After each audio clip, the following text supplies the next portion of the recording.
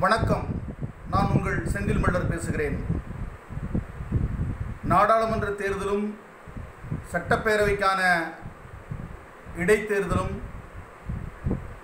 அறிவிக்கப்பட்டு தேர்தலுக்கான பணிகள் துரிதப்படுத்துகிற ஒரு பரபரப்பான சூழலில் எமது மக்களோடு சில செய்திகளை பதிவு செய்ய கடமைப்பட்டிருக்கிறேன்.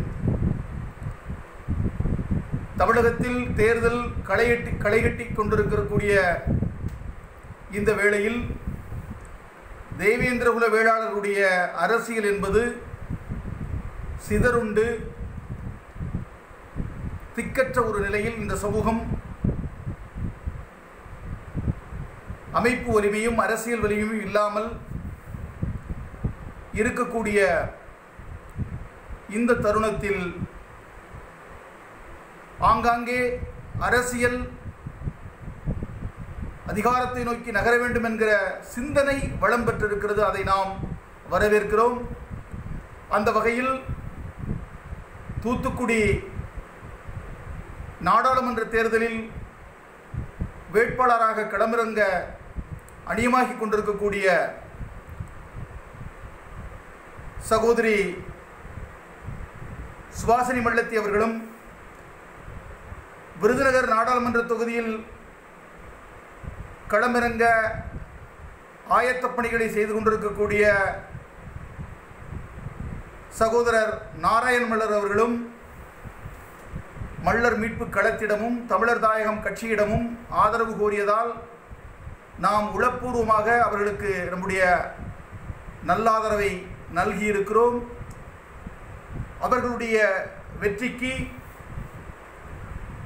வாக்கு சேகரிக்கக்கூடிய பணிகளிலும் நம்மால் முடிந்த அளவு துணை நிற்போம் என்ற செய்தியை மீண்டும் இந்த பதிவில் சொல்லிக்கொண்டு, மல்லர் மீட்பு களத்தின் அரசியல் முகமான தமிழர் தாயகம் கட்சி தன்னுடைய நிலை கருதி எதிர்கால தொடர் சமூக பணிகளை கருத்தில் கொண்டு கவனத்தில் கொண்டு இயங்க திட்டமிட்டிருக்கக்கூடிய இந்த வேளையில் நாம் நமக்கான ஒரு பதிவை, ஒரு முத்திரையை பதிக்க வேண்டும் என்பதற்காக தமிழர் தாயகம் கட்சி முதன்முறையாக விளாத்திகுளம் சட்டப்பேரவை தொகுதியில் மட்டும் களமிறங்க முடிவு செய்திருக்கிறது.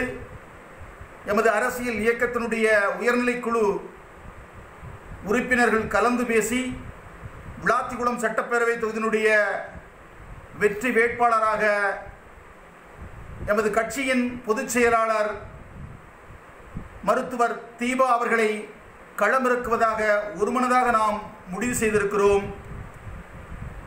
சகோதரி தீபா அவர்களுக்கு விளாத்திகுளம் சட்டப்பேரவைக்குட்பட்ட தேவேந்திரகுல வேளாளர் உறவுகளும் தமிழின உறவுகளும் வாக்களித்து ஒரு புதிய அரசியல் பாதையை திறந்து வைப்பார்கள் என்று நம்பி நாங்கள் களத்திலே இறங்குகிறோம். தொடர்ந்து வாக்காளர் பெருமக்களை நாம் சந்திப்போம் என்கிற செய்தியை மட்டும் இந்த வேளையிலே சொல்லி விடைபெறுகிறேன். நன்றி, வணக்கம்.